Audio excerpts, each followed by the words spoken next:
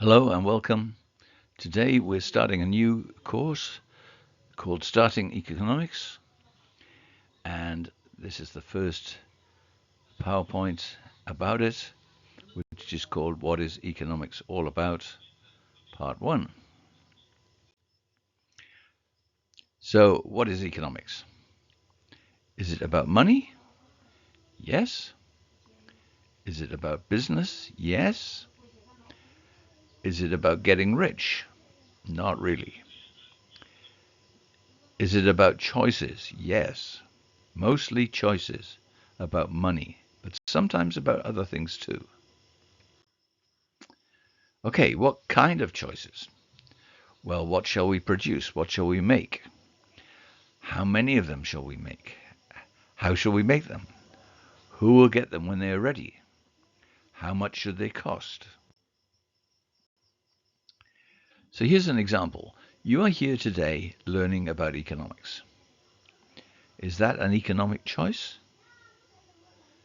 Why are you studying economics? Why are you studying at Thumaki?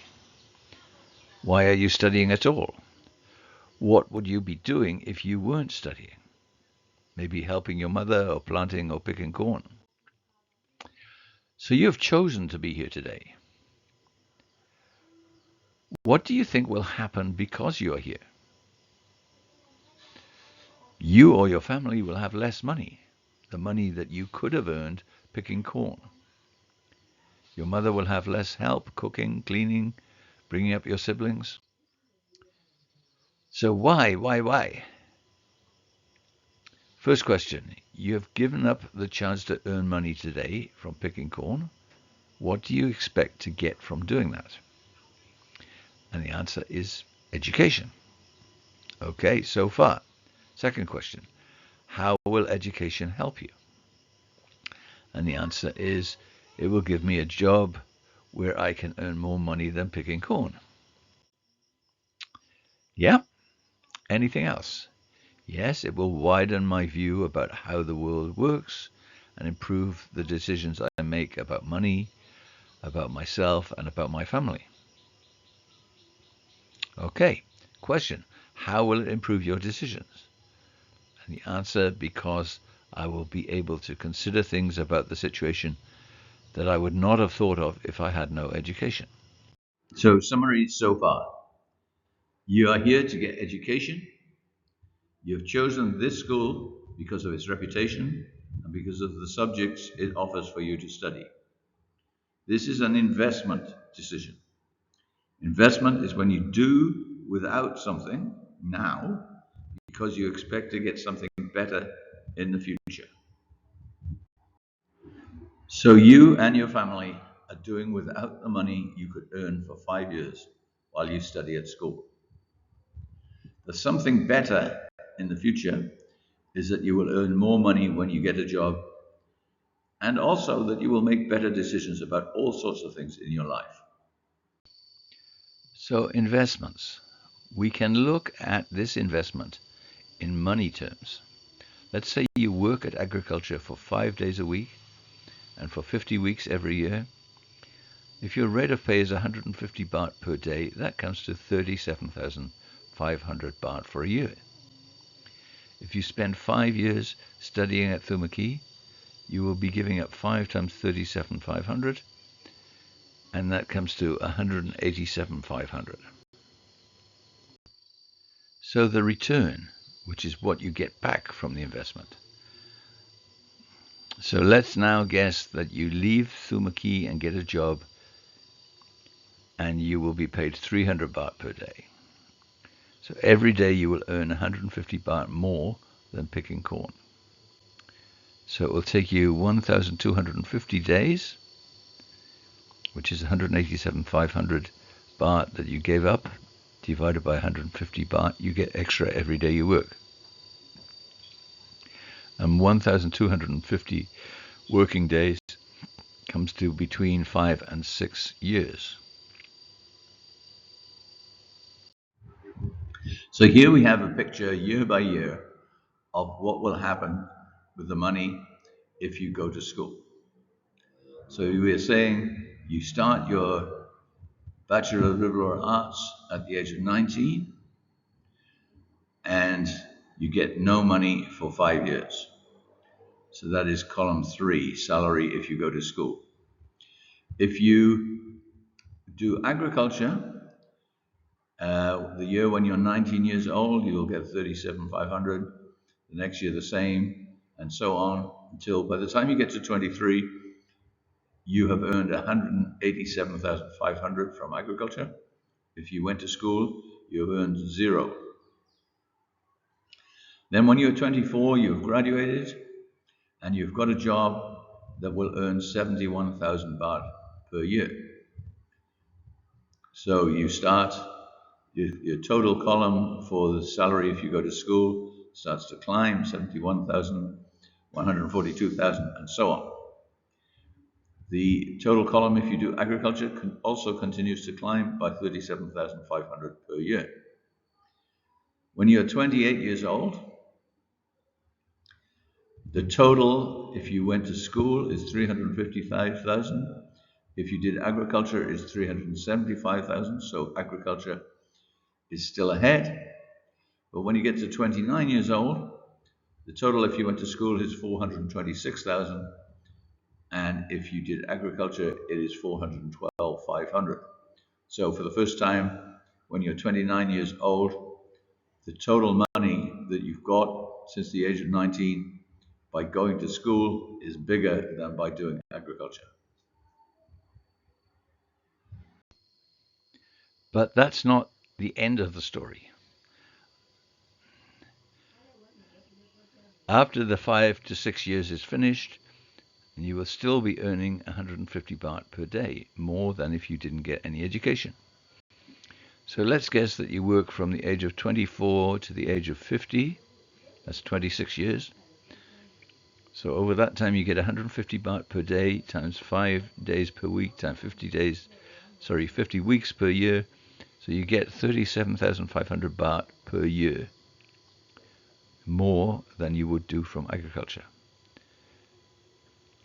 So for 26 years, it comes to 26 times 37,500 equals 975,000 baht. That is how much extra you get by going to TMK for the whole of your working lifetime. Even that's not the end of the story. Because of your education, you can get the kind of job where there are more opportunities.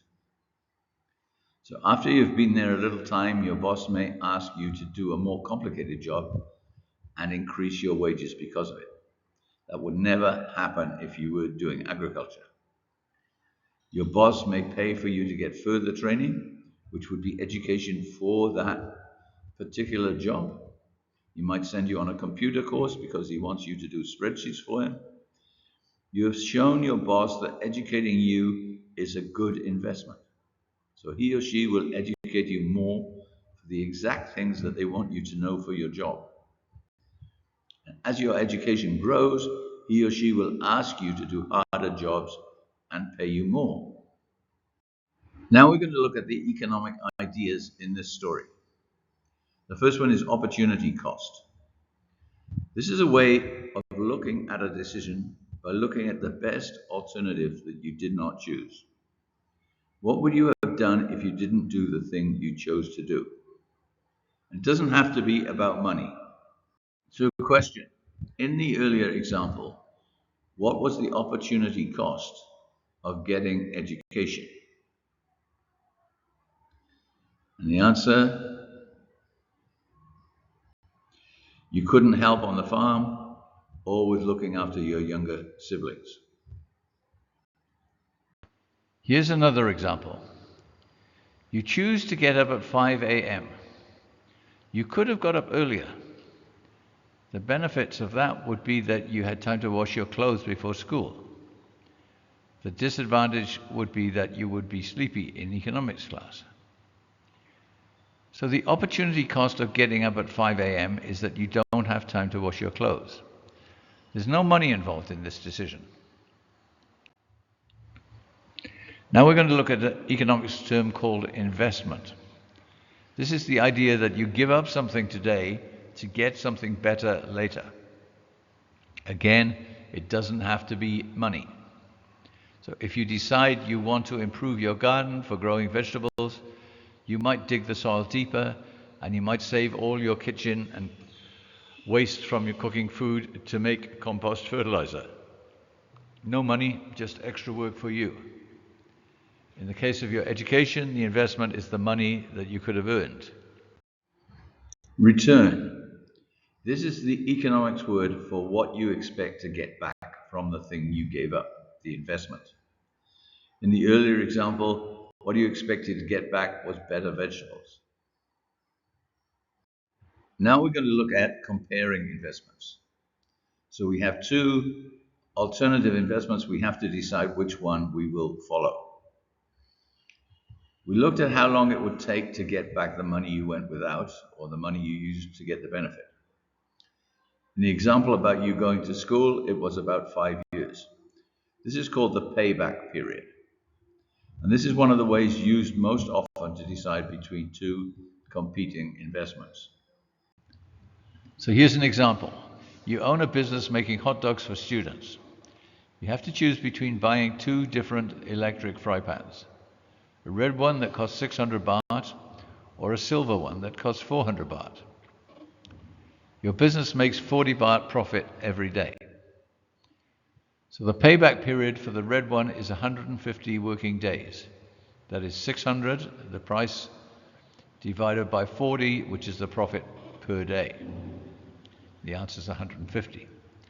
The payback period for the silver one is 100 working days. That is the price of 400 divided by the 40 baht per day profit that you make. So using the payback period method to compare the two options, you would choose the silver one. So now we're going to look at one of the problems of using payback period to compare investments. In the example of the red and silver fry pans, we chose the silver one because the payback period is shorter. What if I told you the expected life of the red one was 5 years and the expected life of the silver one was only 2 years? After that, they would be worn out and couldn't be used anymore. Would you change your mind about which one was a better buy? So this shows the biggest problem of the payback period method of comparing investments. It only looks at the situation up to the point where you've got back the money you spent. It doesn't look at any of the benefits you get after that. With the silver one, it wears out very soon after you've got all your money back, and you need to buy another one. With the red one, it goes on working for another 3 years. So the best method to use is called discounted cash flow. That's the best method for comparing investments. So generally, it's better to look at all the money you will get over the life of the investment, not just up to the point when you've got your money back. This gives a truer picture of the investment. But the money you get back in year 5 is not as valuable as the money that you get back in year 1. Why? Well, if you get money back in year 1, you can put it in the bank and earn interest on it for another 4 years. So it will be worth more by year 5. With the money you get back in year 5, you don't have this opportunity. Also, the longer the time until you get your money back, the higher the risk that you won't get it back. The chance of something going wrong over 5 years is higher than the chance of something going wrong over 2 years. So, summary.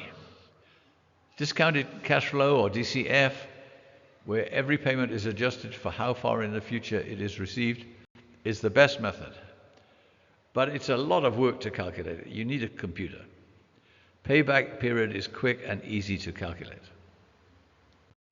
Conclusion: DCF is worth doing for a big investment, especially if the returns are a long way in the future. For everyday use on smaller decisions, payback period is fine, as long as you use it with some common sense. And this is the end, my friend. See you next time.